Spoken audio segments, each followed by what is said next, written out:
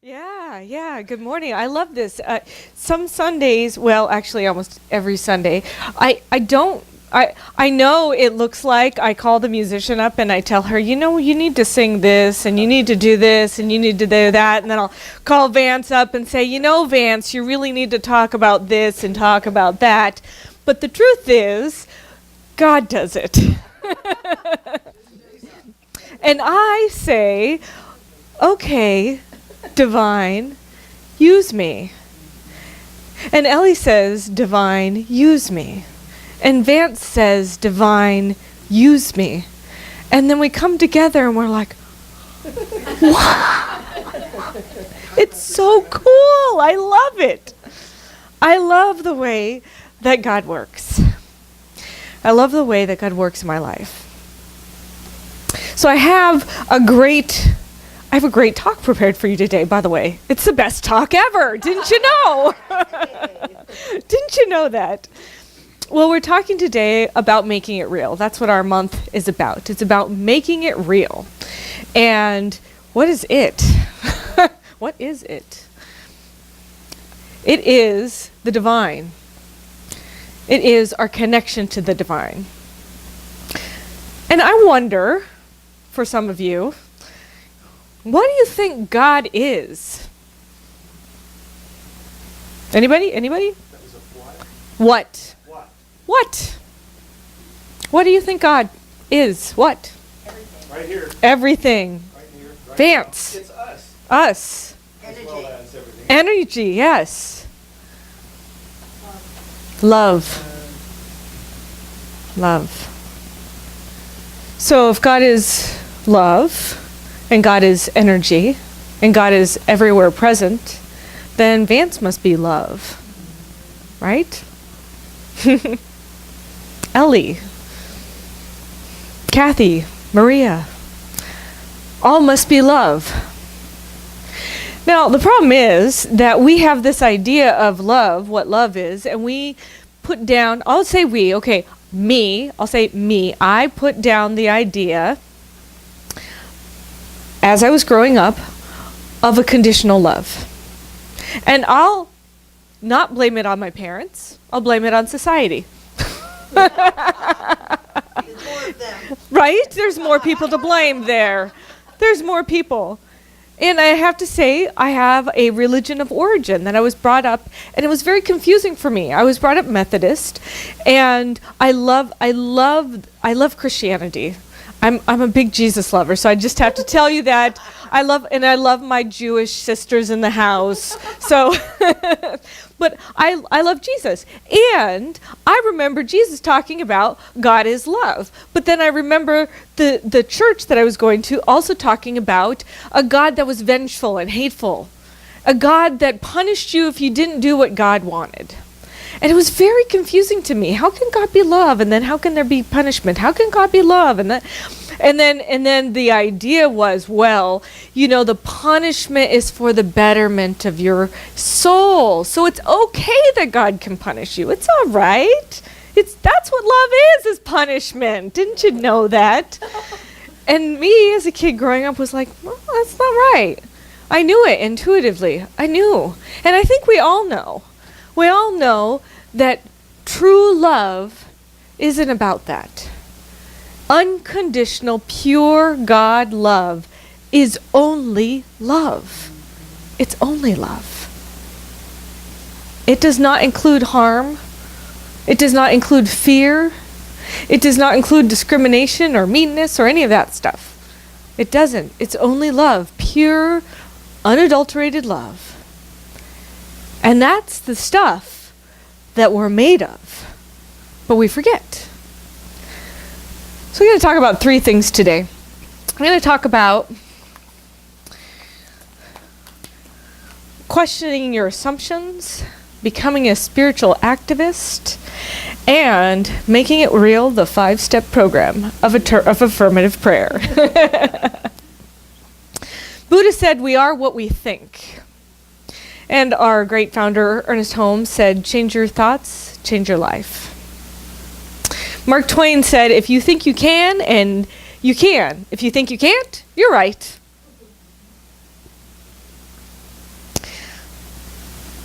there's Mary Mann Morrissey is an amazing minister, and she has this great story. And the story is about a man. A man's going to get a job. And it said that kind of special acting skills were required, and also extreme confidentiality was needed in this job. And so he goes, and he really needs a job. And he's like, I'll just do anything. I'm so need a job. And so he goes to apply this job, and it's at a zoo. And the person says, well, I just want you to know that you have to keep this 100% confidential. You cannot tell anybody in your life what you're doing. You have to maintain this as a secret. And he's like, all right, give it to me. What should I really want to do this? I really want to have a job. And they said, well, we need you to be our zoo's gorilla, because we don't have a gorilla. And gorillas are really popular, and they can bring a lot of money to a zoo. So I need you to pretend you're our gorilla. And he's like, I can do that. I can do that. So he puts his gorilla costume on, and he gets there, and he starts getting into the role, and he gets into it. Man, he starts swinging off of trees, and he's making all kinds of gorilla noises. He's loving it. He loves bananas. He loves all kinds of things. He's into this role, and soon, lo and behold, the zoo has all these people coming to the gorilla feature. They're like, wow, this is an amazing gorilla. It's so entertaining. Everybody loves the gorilla. And so one day the gorilla's like getting really into it, and he's flying through the trees, and he flies over the wall, and he lands into the lion's den. And then he starts freaking out. And he starts yelling. He forgets that he's in a gorilla suit. He forgets he's supposed to maintain confidentiality. And he starts going, help, help. And the lion's getting closer, and the lion's getting closer. And then the lion's like, shh, you'll get us all in trouble.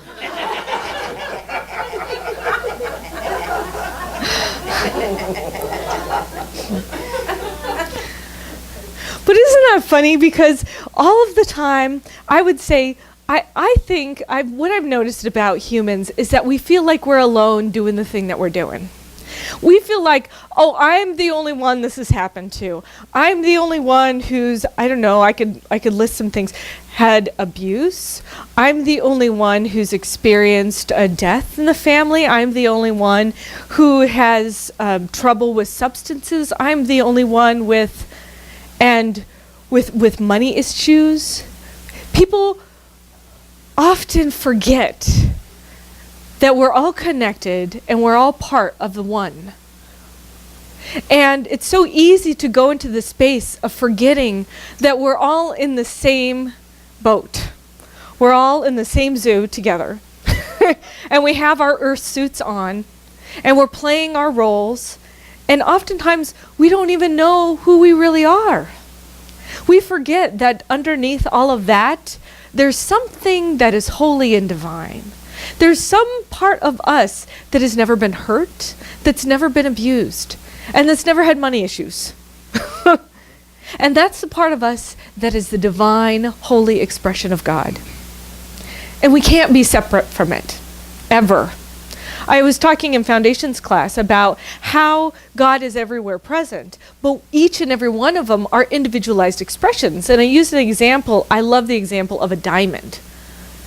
A diamond. So imagine a diamond, and then imagine a facet on the diamond. So I'm one facet, somebody else is another facet, somebody else is another facet. There's no separation. It's not like this facet isn't the diamond. And then when the light shines through, it shines through in different ways, but it's the same light. That's how we are. We're all connected to each other, and we're expressing God in our own unique and individual ways. And yet we make these assumptions, right? We make an assumption about everybody else. And we forget that we're connected to that everybody else. One of the assumptions that I've made before, and I just learned recently in January, I went to Bali, and when I was flying back from Bali, I was in Taiwan. And several members of our team who went to Bali together on the spiritual journey got sick. And I was sitting two spaces down from one of my friends who was coughing and hacking, and we're in the Taiwanese airport. And my other friend leans over to me and she says, "Notice all the people around us." And this is in Taiwan. And I'm looking around, and they're giving my friend dirty looks. Like literally they're giving him dirty looks. And she says, "Our friend here is committing a social faux pas." And I said, "What is that?" "Well, in most Asian countries, if you're sick, you wear a mask so you don't spread your sickness to other people. And so instead of, spreading your sickness or coughing into your hand and then spreading it all over the place, then they wear the mask." And now, see, all along, I thought I'd see people here and they're wearing a mask. I thought they were trying to prevent me from getting them sick, when all along they're trying to not get me sick. Now, isn't that an interesting shift of a point of view? How many times are we making assumptions about things? How many times are we assuming things are one way when they're really the other way? There's a story of a bishop, and he invites a young priest over to his house. And the young priest goes over and they have a great tea, and the priest notices that the bishop is kind of being friendly-ish with the housekeeper and the person who's there around tending things. And the priest kind of gives the bishop eyes, like, what are you doing there? And the bishop says, "Oh, it's nothing, it's nothing. We have a very strictly professional relationship." And the young priest says, "Okay." So later on, the housekeeper comes a couple days later and says, "You know what? That silver ladle that you used at dinner with the young priest, pure silver ladle is missing." And the bishop says, "Oh, huh." So he says, I'll just call up the young priest, and he says,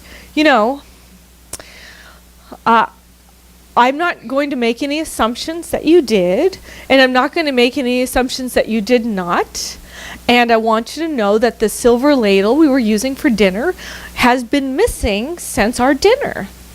And the young priest says, "Well, I'm not going to make any assumptions that you are or are not. But if you were sleeping in your own bed, you would find this silver ladle."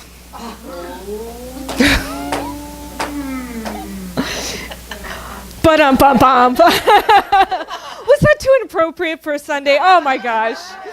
I gotta go check my notes. Okay. But it's interesting how we assume one thing or the other thing, right? So my encouragement to you is to just not make assumptions. Just don't make assumptions. If you don't know, ask. Ask the person directly. And if they tell you, take their word for it.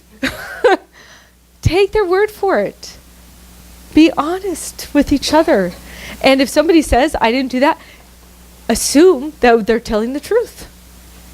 I think our society would be much more healthy if we chose not to assume anything about anybody else. If we decided to get to know people exactly for who they are instead of what other people said.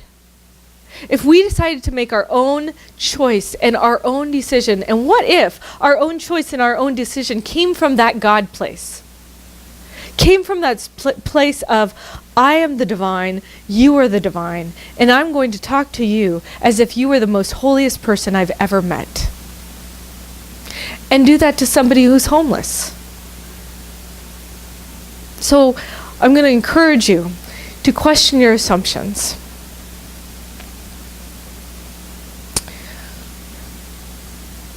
I also want you to start becoming a spiritual activist. If you're going to be a spiritual activist, then that means you need to take action in the way that's in alignment with what you are speaking about. Change your thinking, change your life. Change your words, change your life. Change your words, change your thoughts, change your thoughts, change your words.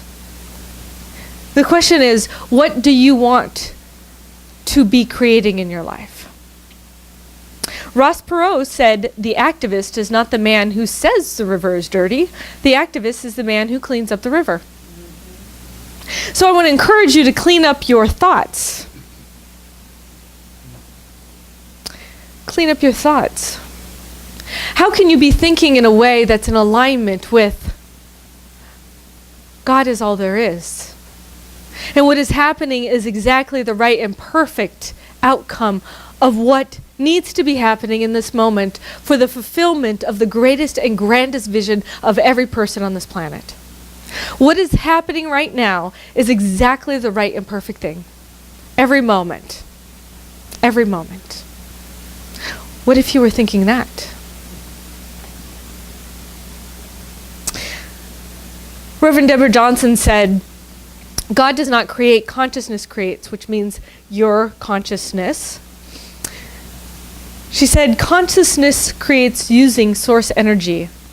God doesn't have the hunger for the donut because God already has the donut. How you create consciousness is through patterns and rhythms. So how you create a consciousness of experiencing the divinity, your own divinity, a connection with God, is by creating patterns and rhythms. Yes.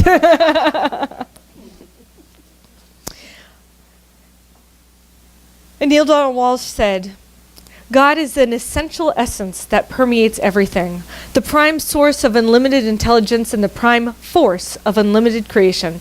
God is at once both the creator and the created, a pure energy that imparts upon itself. It is first cause, it is every effect, it is the seed of all wisdom, the wellspring of all desire. It is the fountainhead of all power, the origin of all reality. Its wisdom is activated, its desire is fulfilled, its power is within each and every one of us. And it is made through the experience and the expression of love. Ernest Holmes said, love is the central flame of the universe, the fire itself.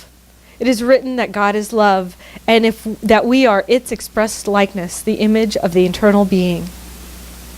And so, in order for you to create an idea of constantly expressing love, then you get to do some work. And this is the 5-step spiritual program called affirmative prayer. It's easy, it's effortless. And it goes like this. Recognition. This is the first step. We call it affirmative prayer. And this is a tool that you can use in your life every single day. And I do it way more than once a day, though. But it'll change your life if you do it. Recognition. That's where you recognize that God is all there is and you start paying attention. You start realizing everything. Oh, this chair is God. This is God. This is God. This is God. The air I breathe is God. God is all there is. Start thinking of the vastness, the expansiveness, the universe. How much is God? How much? It's all that is. So you acknowledge it and you experience it. Just dwell in that space. The second thing is unification. And this is where you remove any of your memories, your history, your ideas about what is or what is supposed to be. You remove any judgments, fears, or limitations that you might have as a human being. You let those go. And you realize that if God is all there is, then you must be one with God. And that's the moment where you say, if God is all there is, I am one with God. Neil Donald Walsh said, oftentimes we go into fear about God. And that's a fallacy. He said that there's 5 fallacies about God. First of all, that God needs something. Second, that God can fail to get what he needs. Third, that God has separated you from him or her or it, by the way, because you have not given him what he needs. Fourth, that God still needs what he needs so badly that God now requires you from your separated position to give it to him. Fifth, that God will destroy you if you do not make these requirements. These are all fallacies. That is not what God is. those are fallacies. So if any of those thoughts occur to you, that's where you get the opportunity to let them go. What if God was only love? So get present to the idea that God is everywhere. And then get present to the idea that if God is everywhere, God is right here in the center of your being, and God is love. The pure, unconditional, absolute, joy-filled, blissed out, amazingly cuddly, warm, luscious aspect of love. Yeah. That's what God is. So the third step for you to do is to choose. This is the realization step. Third step, realization. The third step is for you to choose what it is you want to have experienced. If God could give you anything, what do you want to feel? How do you want to be in that presence? And then you decide to talk about it as if it's already there. So that's where you choose to say, we call it an affirmation. That's where you might say, I am connected to this source of love. I realize that right here, right now, no matter what I do, I am always connected to that source of love. It is a wellspring through me. Everything I do flows with that love. Everyone I meet, I touch and feel and know that love. And it reflects back to me. That's the point where you affirm the truth. Because maybe prior to that moment, you weren't feeling love. And so that's the opportunity for you to shift into that position of realizing the love. The fourth step is gratitude. And that's just being in the state of being grateful for it occurring. What would it feel like if you had exactly the thing that you affirmed and feel grateful for it? And the fifth step is release.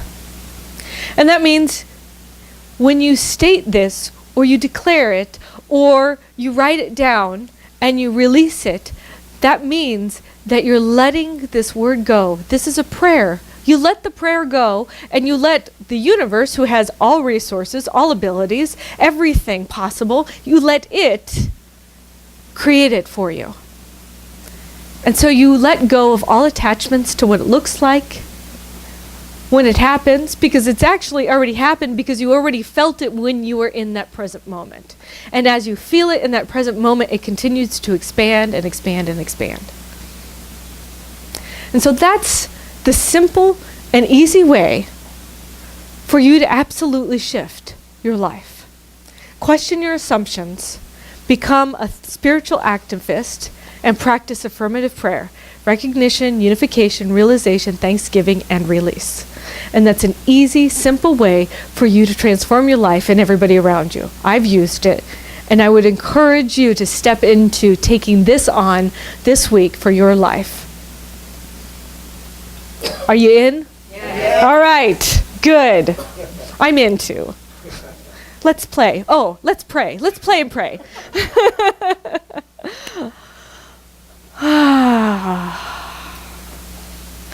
Oh, I'm so grateful for this opportunity to be in the midst of creation happening. To know that God is the source of all life. It is the illumination. It is the co-creation. And I have the opportunity to be the vessel, the divine, holy expression of all. And I know that this is true for me, and this is true for each and every person in this room. That there is no separation from God. There is only an expression of God coming through individualized at each and every person here. And so I know and claim that this is love, light, energy, source. It's the force. It is everywhere. And I choose to use it for power. A power that's not overpowering, but the power that's empowering. I choose to use it in a way that inspires everybody around me. And I choose to use it in a way that it inspires me. I choose to be lifted on high, knowing that each and every person here is lifted on high because of our choice to think and be in alignment with that vibration of love. And as I am in alignment with that vibration of love, I know that I uplift, empower, and inspire all of those around me. And as I know this for myself, I know this is true for each and every person here. We cannot not do this. We do. We are. We are being the beingness of it. And so I claim that beingness. I embody the being. And I am being in love right now. In love with every moment. In love with my heart. In love with each and every person here. In love with that essence of the divine that keeps showing up in ways that are surprising and unexpected and delightful and joyful. I accept. And I know that this is the joy that is my life. I stand into it. I accept it. I embody it. I am it. And as I choose to accept this for myself, I know I am doing it on behalf of everybody who hears these words. So grateful to know that it is done. I'm so grateful to feel it, to have that joyful juiciness of it be in this space. Thank you, God.